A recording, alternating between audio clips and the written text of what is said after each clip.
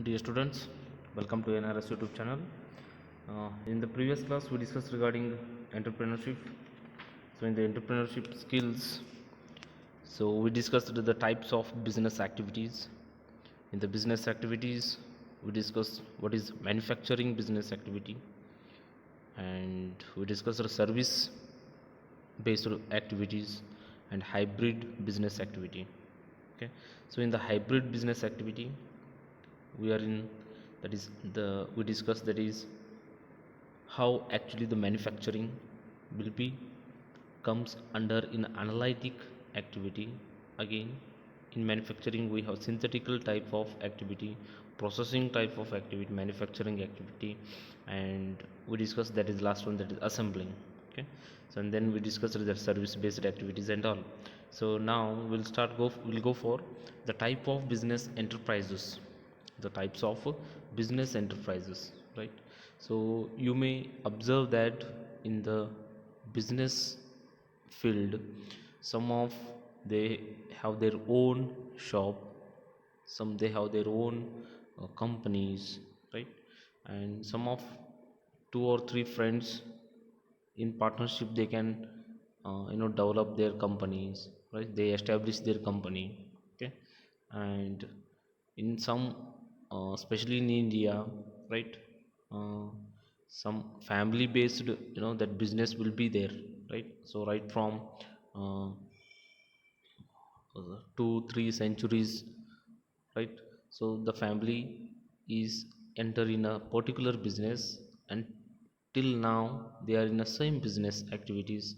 So that type of, that culture we have in India, right? So if you come to the type of business enterprises, he has given enterprises may be organized in various forms.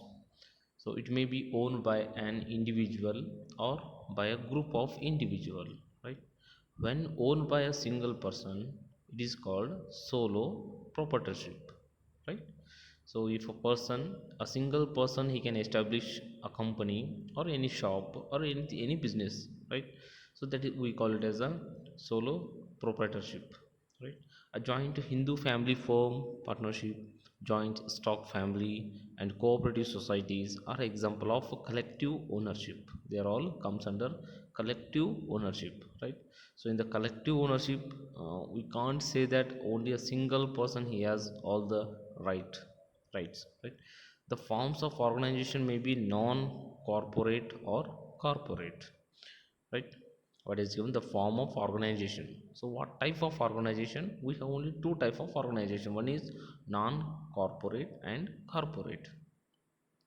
So in a corporate form, the identity of the enterprise is separate from that of its owner.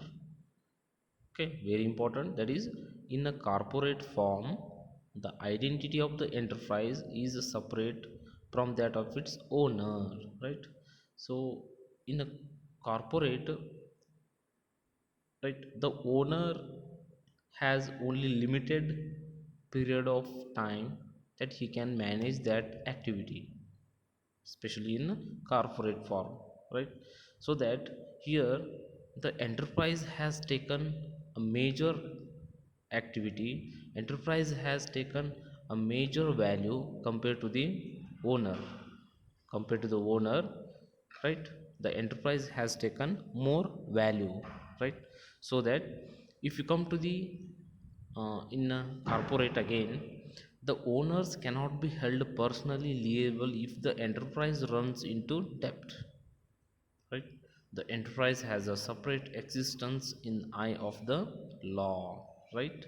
So that in a corporate field, in a corporate enterprise or in a corporate form, owners cannot be held personally liable if the enterprise runs into debt. Suppose suddenly the company has loss, or suddenly the company has comes under its economical uh, criticize, right? Critic, right? So that the owner, he is not be, that responsible for that, because it's runs under the corporate form. So the special law will be there, right, in our the business activities. The enterprise has a separate existence in the eye of the law, so that uh, it can operate.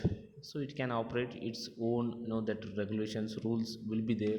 So it has to follow up, it has to obey that all the rules and regulations of the government or the law, right?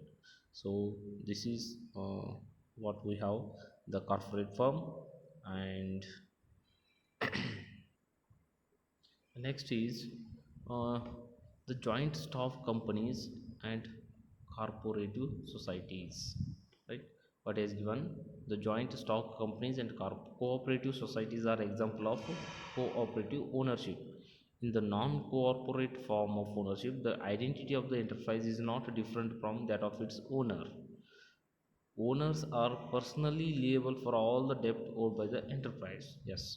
So if it comes under the non-corporative industries or a business activity, so the person or owner, what we him call, so he is liable for all the its, that ups and downs of the company, right? Because it is a uh, non-corporate, right?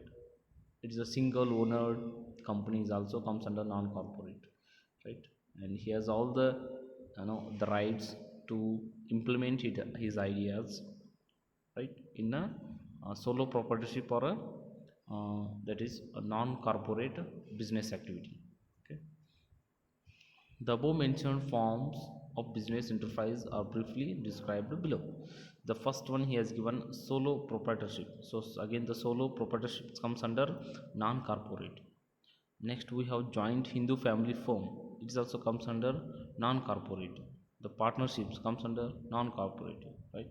But joint stock company comes under cooperative, okay, or corporative firm, and cooperative societies also comes under corporative firm. So here we'll discuss one by one. The first one will go for solo proprietorship. So here, what is solo proprietorship? So in these forms of ownership, one person provides the entire capital, bears all the risk, and independently manage the business. The proprietor is personally liable for all the debts of the firm. Thus, solo proprietorship is a one-man business, right? So as we already discussed, that is solo in the sense a single. Solo means single, right?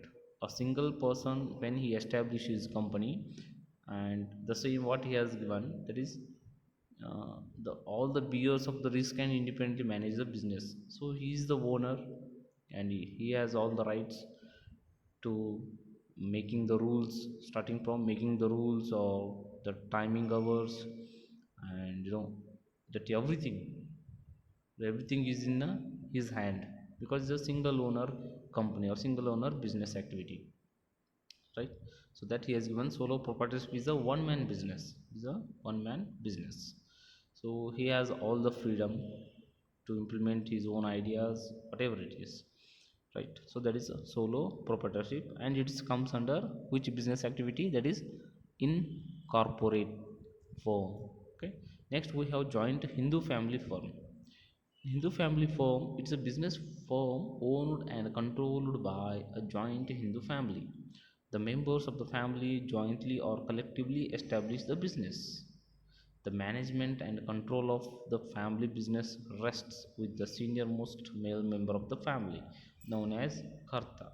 Okay, so in the joint Hindu family firm, that previously what I discussed with you, that is in India, especially in India, some businesses that are established by a particular family, and uh, more than a centuries, right, hundreds or 200 years of since till now, the company or that particular Hindu family is running that business. Okay. So in such kinds of business activity, that we call the joint Hindu family firm. So in that, the senior most of the family, he has all the rights, and he has all the, the control over the business. And for him we call it as a kartha, we call it as kartha, right? The management and control of the family business rests with the senior most male member of the family. Only the male member of the family can control all the businesses, right? And all other business family members, they are the members of the business also, right? But the senior most chief has the all the control over there. So that is a joint Hindu family firm. Okay, so next we have partnership, that is also comes under non corporate, sorry, corporate. And next we have joint stock company. um, Joint stock company comes under corporate, and cooperative societies also comes under corporative form. So in the next class we'll discuss what is partnership form, and joint stock company form, and cooperative society form. Okay, so regarding that we'll see in the next class. Thank you.